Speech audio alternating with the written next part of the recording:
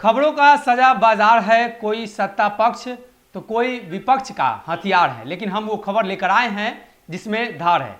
हमारे इस खास एपिसोड खबरधार में आपका स्वागत है। हम बात बिहार की राजनीति की करेंगे और आज इस एपिसोड में बात बिहार की राजनीति के सबसे बड़े राजघराना लालू प्रसाद यादव की होगी। किस तरीके से लालू प्रसाद यादव ने अपने समीकरण के तहत 15 सालों तक बिहार पर राज किया। आरोप तो ये भी लगते हैं कि लालू प्रसाद यादव ने अपनी पत्नी राबड़ी देवी को, जो पढ़ी लिखी नहीं थी, उनको भी बिहार के मुख्यमंत्री के कुर्सी पर बैठा दिया। इसके पीछे की कहानी क्या थी, क्या राज थे और किन समीकरणों के आधार पर बने थे, ये सारी बातें हम बताएंगे। लेकिन आज के परिप्रेक्ष्य में जोड़कर बताएंगे, नेता प्रतिपक्ष तेजस्वी यादव मुख्यमंत्री बनते बनते रह जाते हैं और राजद शायद ही कभी इतनी प्रचंड बहुमत में, यानी इतनी ज्यादा सीटों पर बिहार में जीत दर्ज कर पाई हो। और खास तौर पे जब इस तरह के नए नेता सामने हो और पोस्टर से लालू प्रसाद यादव की तस्वीरें भी हटा दी गई हो। बात बिहार विधानसभा चुनाव 2020 की कर रहे हैं। लालू प्रसाद यादव का समीकरण एमवाई, मुस्लिम और यादव का समीकरण 2020 आते आते वो समीकरण नेता प्रतिपक्ष तेजस्वी यादव ने ध्वस्त कर दिया। इस समीकरण के ध्वस्त होते ही बिहार में एक नए प्रारूप खड़ी हुई और जो राजनीति की नई प्रारूप थी वो थी रोजगार के मुद्दे पर चुनाव लड़ा जाना। रोजगार के मुद्दे पर चुनाव तो लड़ा गया, लेकिन जीत हासिल हुई एनडीए गठबंधन को।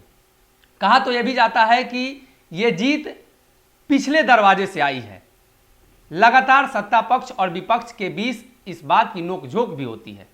अब ऐसे में नेता प्रतिपक्ष तेजस्वी यादव मुख्यमंत्री बनते बनते क्यों रह जाते हैं और लालू प्रसाद यादव का वो समीकरण जिसे उन्होंने ध्वस्त कर दिया और जिस समीकरण पर वो फिर से एक बार मुख्यमंत्री बन सकते थे, उन्होंने क्यों ध्वस्त किया, ये तमाम सवाल हैं। बारी बारी से जवाब देते हैं।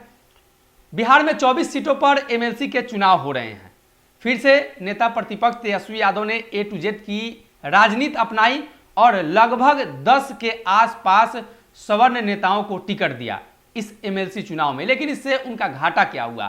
कहा जाता है कि यह बाहुबल और पैसों का खेल है, लेकिन प्रतिपक्ष के नेता को काफी घाटा हो गया। एक तरफ जहां कई पुराने नेता ने पार्टी छोड़ दी, वहीं दूसरी तरफ कई समीकरण बता रहे हैं, कई राजनीतिक विश्लेषक बता रहे हैं कि 16 से 18 सीटों पर नेता प्रतिपक्ष तेजस्वी यादव नहीं जीत पाएंगे। यानी यूं कहें तो 16 से 18 सीटों पर एनडीए गठबंधन को जीत मिलेगी। इसके पीछे का कारण क्या है, किन परिस्थितियों पर जीत मिलेगी, ये कई सवाल लगातार सभी के जहन में उठ रहे होंगे। लेकिन 24 सीटों पर जैसे ही ऐलान हुआ, राजद के अंदर घमासान शुरू हो गया। राजद के अभी तक 4 ऐसे नेता चिन्हित किए जा चुके हैं राजद की तरफ से, जिन्होंने बगावत की है और पार्टी से उन्हें निकाला भी गया है, जिसमें 3 उनके पुराने समीकरण के लोग हैं। पुराने लोग क्यों तेजस्वी यादव से खफा रहते हैं? पुराने लोग क्यों नेता प्रतिपक्ष तेजस्वी यादव की रणनीति राजनीति में ज्यादा बढ़ चढ़कर भागीदार नहीं बनते हैं? इसके पीछे का कारण यह भी बताया जाता है कि लालू प्रसाद यादव जिस राजनीति पर, जिस समीकरण पर राजनीति करते थे, उस पर प्रतिपक्ष के नेता नहीं करते हैं। कुछ आंकड़े देना चाहेंगे। महेंद्र यादव नवादा जिला अध्यक्ष, गुलाब यादव पूर्व विधायक झंझारपुर, छत्री यादव प्रदेश महासचिव युवा राजद, ये तीनों एमवाई समीकरण के तहत आते हैं। महेश्वर सिंह पूर्व विधायक हरिसिद्धि, इनके बारे में ये चर्चा है कि अभी कुछ दिन पहले ही ये राजद में शामिल हुए थे और अचानक से क्या हुआ कि पार्टी ने इनको 6 सालों के लिए निष्कासित कर दिया। पार्टी विरोधी गतिविधि में शामिल होने की वजह से ये 4 लोगों पर कार्रवाई हुई है, जिसमें 3 लोग उनके अपने समीकरण के हैं। बात गुलाब यादव की कर ले तो काफी कद्दावर नेता रहे हैं। लालू प्रसाद यादव के साथ उन्होंने राजनीति की है। नवादा के जिला अध्यक्ष महेंद्र यादव की बात करें या छत्री यादव, ये नौजवान हैं, युवा में विंग में थे, प्रदेश महासचिव थे। एक तरफ जहां सवर्ण वोटर को लुभाने के लिए नेता प्रतिपक्ष तेजस्वी यादव ने सवर्णों को टिकट दिया, वहीं दूसरी तरफ उनके जो कोर वोटर है धीरे धीरे खिसकते चले गए।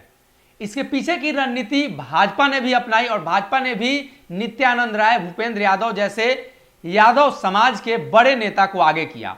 और इसका परिणाम यह हुआ कि बिहार में लोकसभा के चुनाव में 1 सीट कांग्रेस को छोड़कर बाकी सभी सीटें भाजपा जीतकर चली जाती है। यानी साफ है यादव वोटर का कहीं ना कहीं रुझान भाजपा के प्रति है, प्रधानमंत्री नरेंद्र मोदी के प्रति है। बिहार में हो सकता है भाजपा के प्रति उनका रुझान नहीं हो, लेकिन नेता प्रतिपक्ष तेजस्वी यादव और मुख्यमंत्री नीतीश कुमार का गठबंधन 15 का याद होगा तो किस तरीके से पूर्ण बहुमत आई थी। उसके बाद 2 सालों तक सरकार भी चली, लेकिन कहा यह भी जाता है कि प्रतिपक्ष के नेता और उनके समर्थकों के मनमानी की वजह से मुख्यमंत्री नीतीश कुमार ने एक बार फिर से पाला बदला। और चर्चा यह भी हुई कि जो मॉल का मिट्टी घोटाला था उसको लेकर चर्चा हुई थी। सुशील मोदी ने जिस तरीके से हमला किया उसको लेकर कहीं ना कहीं मुख्यमंत्री नीतीश कुमार और लालू प्रसाद यादव के बीच बातचीत भी हुई थी, लेकिन बातचीत होने के बाद सभी सकारात्मक बातें निकलकर सामने आई और अचानक से गठबंधन क्यों बदल गया। कई चर्चाएं हैं। एक बार फिर से लालू प्रसाद यादव को लेकर चर्चा यह भी है और कई लोग मानते हैं कि अगर लालू प्रसाद यादव बिहार के सक्रिय राजनीति में रहते तो ये 4 लोग पार्टी से बाहर नहीं जाते। तेज प्रताप यादव का विरोधी तेवर आपको याद होगा, किस तरीके से विरोध करते हैं और किस तरीके से अपने विरोध की वजह से वो राजद में जाने जाते हैं। राजद में मंत्री बनना, विधायक बनना, इस मुद्दे से कहीं ज्यादा चर्चा तेज प्रताप यादव की बगावत की होती है। लालू प्रसाद यादव उन्हें भी मना लेते हैं और अपने साथ रखते हैं, लेकिन पिछले दिनों बिहार में कांग्रेस और राजद के बीच का गठबंधन टूटा। इसमें भी कहीं ना कहीं नेता प्रतिपक्ष तेजस्वी यादव की हठधर्मिता कही जाती है। कहा यह भी जाता है कि लालू प्रसाद यादव इस गठबंधन को लेकर ऐलान कर चुके थे, नेता प्रतिपक्ष तेजस्वी यादव ने नकारा था। आपको वो दिन भी याद होगा जब कांग्रेस का शीर्ष नेतृत्व अखिलेश सिंह, अजीत शर्मा जैसे कई नेता दिल्ली में मौजूद थे और लालू प्रसाद यादव से मुलाकात का समय भी मिल चुका था, लेकिन अचानक से नेता प्रतिपक्ष तेजस्वी यादव का जवाब आता है कि हम अकेले एमएलसी का चुनाव लड़ेंगे। यानी कांग्रेस के साथ गठबंधन खत्म हो गया। उपचुनाव में भी आपको याद होगा तारापुर और कुशेश्वर स्थान में लालू प्रसाद यादव की मौजूदगी होती तो कहीं ना कहीं यह गठबंधन रहता। किसी भी शर्त पर, किसी भी अनुसार लालू प्रसाद यादव उसको अपने हिसाब से मैनेज करते, लेकिन अंत में उन्हें चुनाव प्रचार में बुलाया गया। लेकिन अंततः फैसला यह हुआ, अंततः नतीजा यह निकलकर सामने आया कि राजद दोनों सीटों पर चुनाव हार गई। यानी एमएलसी 2 सीटों पर चुनाव, उसके बाद एमएलसी उपचुनाव 2 सीटों पर कुशेश्वर स्थान और तारापुर, और 24 सीटों पर एमएलसी के चुनाव और 20 का चुनाव। ये तमाम चुनाव अगर देखें तो लालू प्रसाद यादव के गैर मौजूदगी में लड़ा गया। राजद का प्रदर्शन अच्छा रहा, लेकिन लालू प्रसाद यादव के वो तिक्रम, लालू प्रसाद यादव के कहा यह जाता है कि साम दाम दंड भेद वो सभी अपनाते थे। कहीं ना कहीं नेता प्रतिपक्ष तेजस्वी यादव को अभी भी वो सीखने की जरूरत है। अगर वो सीख जाते हैं और वो नए समीकरण की बात कर रहे हैं, जिस समीकरण पर वो काम भी कर रहे हैं, तो कहीं ना कहीं आने वाले दिनों में मुख्यमंत्री का रास्ता और वो कुर्सी खाली हो सकती है। लेकिन अभी तत्काल के परिप्रेक्ष्य में देखा जाए तो लालू प्रसाद यादव बिहार की राजनीति में सक्रिय नहीं है, तो इसका सबसे बड़ा खामियाजा प्रतिपक्ष के नेता तेजस्वी यादव को भुगतना पड़ रहा है। अपने ट्रेंड से, जिस ट्रेंड पर लालू प्रसाद यादव ने 15 सालों तक बिहार की सत्ता को संभाला, लालू प्रसाद यादव के उस ट्रेंड से, उस ट्रैक से तेजस्वी यादव जैसे ही हटते हैं, उनका मुख्यमंत्री बनना और मुख्य विपक्षी दल की भूमिका में बैठ जाना, यह कहीं ना कहीं साफ दर्शाता है कि लालू प्रसाद यादव की राजनीति कुछ अलग तरीके की थी। फिलहाल के लिए इस खबरधार में इतना ही। अगले एपिसोड का इंतजार करिए। ऐसे ही कुछ नई खबरों को और कुछ अंदर की खबरों को लेकर हम आपके सामने आएंगे, जिसका शिकार सत्ता पक्ष हो या विपक्ष हो, बिहार का कोई ना कोई एक राजनीतिक दल जरूर होगा। अगर ये वीडियो पसंद आई और वह बिहार के राजनीति और बिहारियत से सरोकार रखेनी तो सब्सक्राइब बटन दबा के चैनल के सब्सक्राइब कर ली। ओजे एगो घंटी बा, ओकरा बटन दबा देला से कुल सटीक और मारक खबर रुआ मुफ्त में मिल जाई। अगर रुआ पत्रकारिता के हमनी के नया प्रयोग में सहयोग कर चाहतानी तो ज्वाइन बटन दबा दी।